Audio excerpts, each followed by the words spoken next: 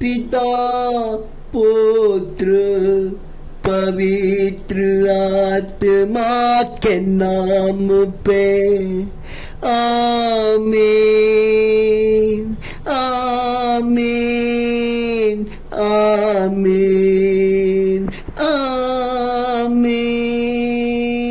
हो पवित्र आत्मा आजा हमारे प्रार्थना में आजा।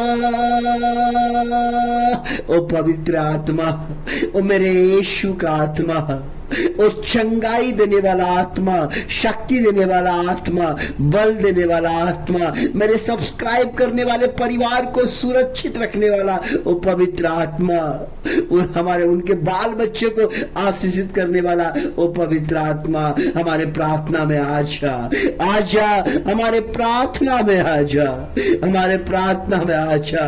जिस तरह डैनियल प्रार्थना करता था परमेश्वर आप आते थे, जिस तरह मूसा प्रार्थना करता था सिनाई के पर्वत पे तो आप आते थे और उनसे बात करते थे और कहते थे जाओ अपने लोगों से कहो, अपने लोगों से कहो कि अपने लोगों से कहो कि अपने को पवित्र बनाए रखने के लिए आप आज्ञा देते थे।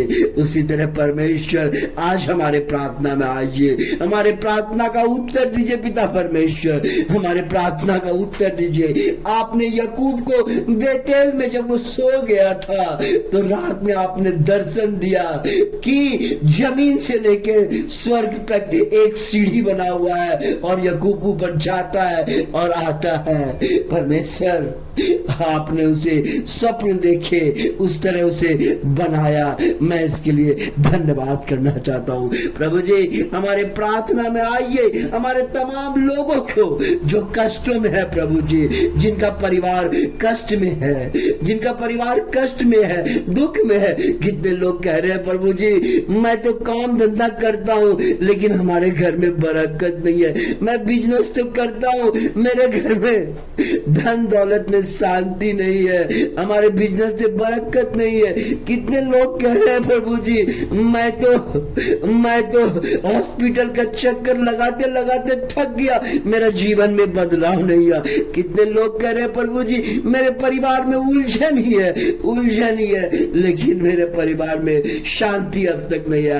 इन तमाम सवालों का उत्तर प्रभु कौन देगा? इन तमाम सवालों को परमेश्वर आपने बाइबल में आशीर्वाद दिया है अपने वचन के द्वारा। पिता परमेश्वर आप कहते हैं हे बोझ से दबे हुए लोगों मेरे पास आओ।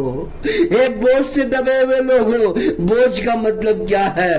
व्यापारिक बोझ, अशांति का बोझ, कष्ट है, तकलीफ है, दुख है, अपना बोझ परमेश्वर कह रहा है कि अपना बोझ प्रभु को दे दो। हे बोझ से दबे हुए लोगों मेरे पास आओ, मैं तुम्हें शांति दूंगा, मैं तुम्हें शांति दूंगा और मैं तुम्हें मार्ग दिखाऊंगा। इसलिए यूहन्ना 14:6 में प्रभु कह रहे हैं कि इस प्रकार कहते हैं कि यीशु ने उनसे कहा मार्ग और सत्य और जीवन मैं हूँ, बिना मेरे द्वारा कोई पिता के पास नहीं पहुंच सकता है।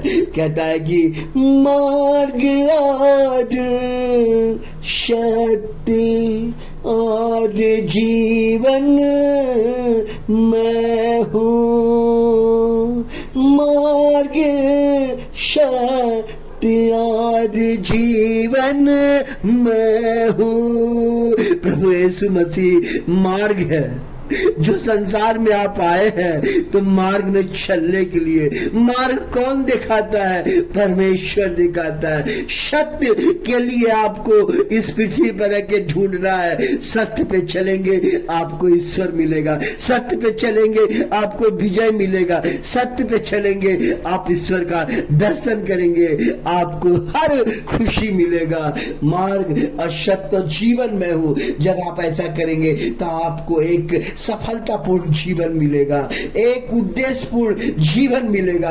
आप हर जगह कामयाब रहेंगे, आपको कोई ठोकर धोखा नहीं मिलेगा, क्योंकि आपके संग परमेश्वर रहेगा। इसलिए प्रभु जी कहते हैं कि मैं तुम्हें मार्ग दिखाऊंगा। इसलिए आज का प्रार्थना है, हे प्रभु मुझे मार्ग दिखा, किस मार्ग में चलूंगा। मेरे बच्चे को दिखा, मेरे पति को दिखा, मेरे पत्नी को दिखा, मेरे बाल बच्चे को दिखा, उनको मार्ग दिखा, ताकि वो आपके मार्ग में चल सके। जब आप उनके मार्ग में चलेगा परमेश्वर, उसे कभी धोखा नहीं होगा। जब वो आपके मार्ग में चलेगा परमेश्वर, कभी बिजनेस में कभी धोखा नहीं होगा प्रभु। जब वो आपके मार्ग में चलेगा परमेश्वर, उनका जीवन उज्जवल हो जाएगा, उनका जीवन बन जाएगा। इसलिए प्रभु कहता है कि हे बोझ से दबे हुए लोग, मेरे पास आओ, मैं तुम्हें विश्राम दूंगा। प्रभु आज आपको आशीर्वाद दे रहा है। जितने लोग भी ये वीडियो को सुन रहे हैं,